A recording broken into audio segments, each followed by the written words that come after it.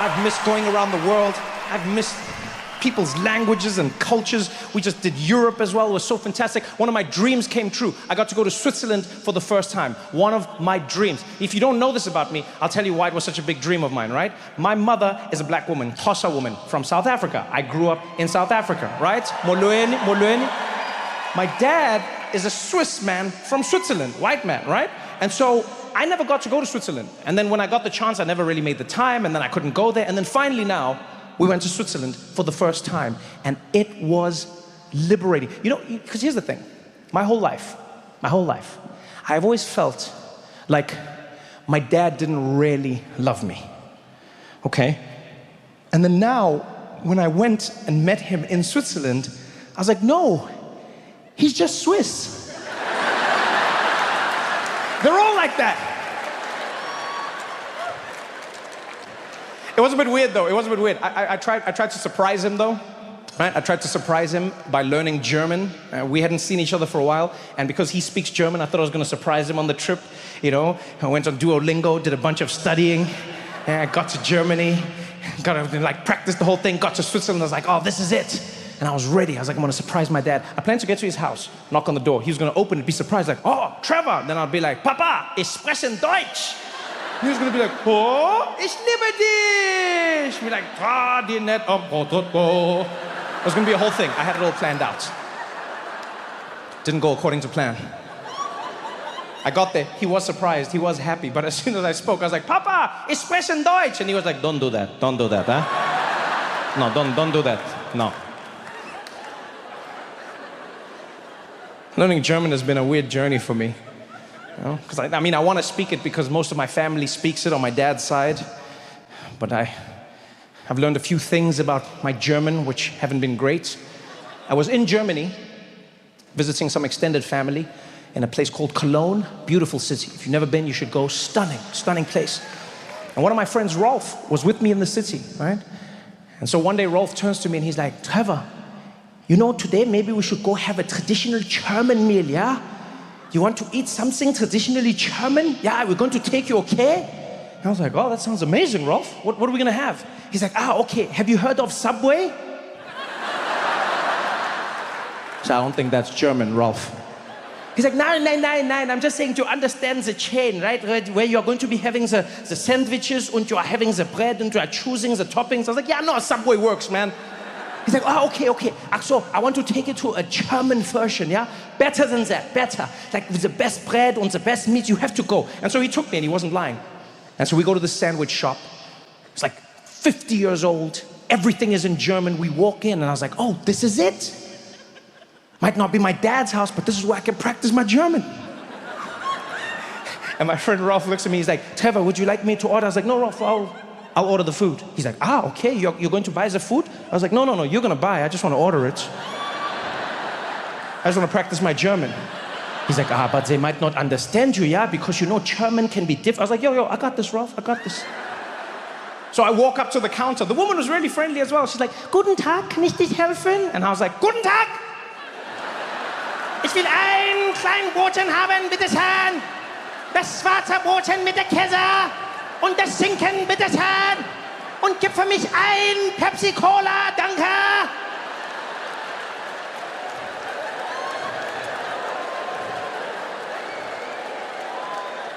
And she shat herself.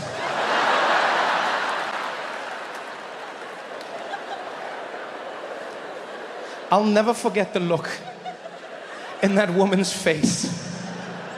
She was petrified. She stared at me and she was like, der schwarze Hitler. Which means the black Hitler.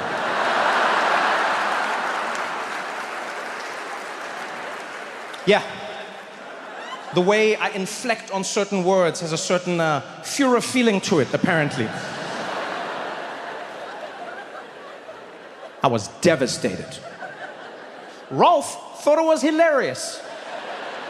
The whole ride home, we're in the car, he's killing himself. Oh mein Gott, der schwarze Hitler. Oh, Trevor, can you imagine if Hitler was black? It totally wouldn't have worked, yeah?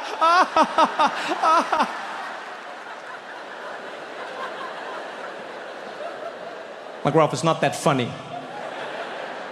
I tried to learn German to connect with my family, and now I sound like one of the worst human beings in history. He's like, yeah, but it was totally funny. You should have seen yourself. It's like you are about to invade the meat section. Oh, my God. Oh, you should have. I was like, Ralph, it's not cool, man. I'm in pain right now. He's like, calm down, Trevor, calm down, yeah? Indulge me meine Schadenfreude, okay? He actually taught me a new word that day. Yeah, never heard it before. Schadenfreude. German word. Schadenfreude. Right?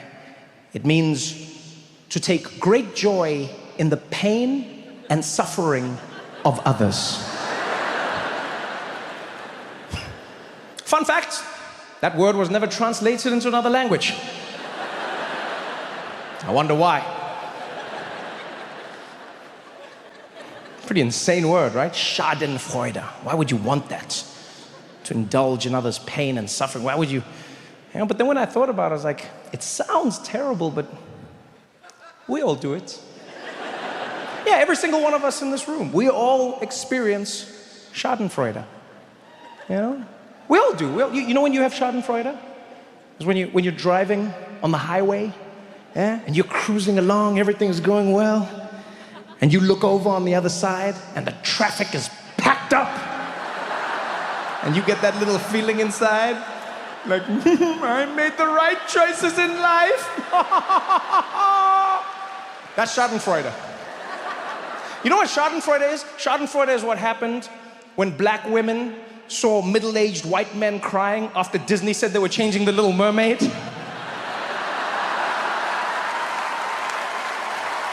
That's Schadenfreude. That was one of the funniest things I've ever seen in my life. Grown men crying, this is ruining my childhood. They changed the Little Mermaid. She looks nothing like the original. Nothing? She looks nothing like the original, really? Nothing? There is nothing that reminds you of the original Little Mermaid when you look at her. Nothing at all. You realize the only thing that changed is the color of her skin. This part of the color of her skin. The hair's red. The body is fish. That doesn't remind you of the Little Mermaid? That was the main thing that you recognize the Little Mermaid? Really? You know what Schadenfreude is? Schadenfreude is what everybody from Ireland and Kenya and Trinidad and Jamaica and South Africa and India all felt when the news came out and said, the royal family has bad news.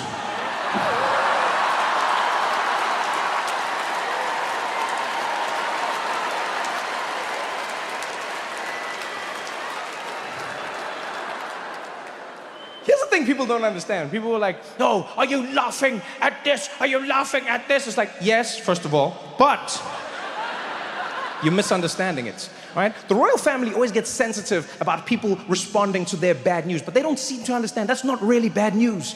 Every time the royal family wants us to feel sorry for them, is it really bad news? Huh? They'll be like, please, we ask you for your sympathy right now. We have lost Harry and Meghan.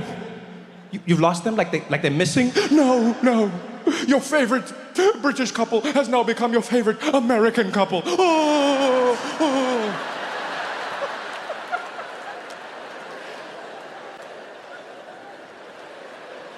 The royal family has bad news. Is it bad news? Yes, it is. The Queen has died. Died of what? Finishing life.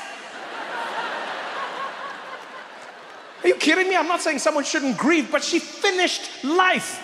Do you know how many human beings don't get to do that? She finished it. She died as queen. Died of what? Old age. That means you finished the game. Done. Credits are rolling. Buried with the jewels. Hashtag winning. You want the colonies to be sad? Those are their jewels. Africans were like, can we have our diamonds back? They're like, no. The queen takes them with her. Are you kidding me? People are like, well, I mean, this is not the time to be talking about her. You shouldn't be saying bad things about her.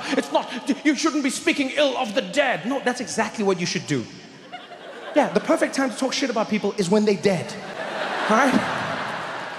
Can we agree on this in society? Maybe we should start being nicer to each other when we're alive, and let's talk shit when people die. Right?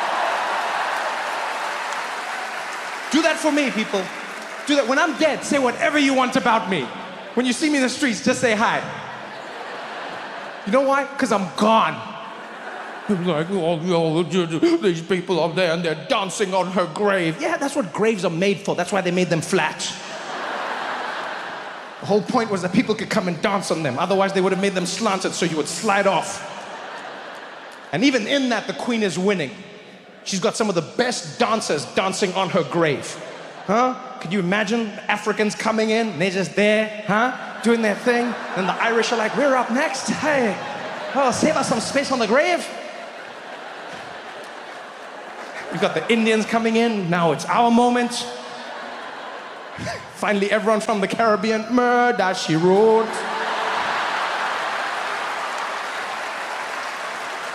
Give it up.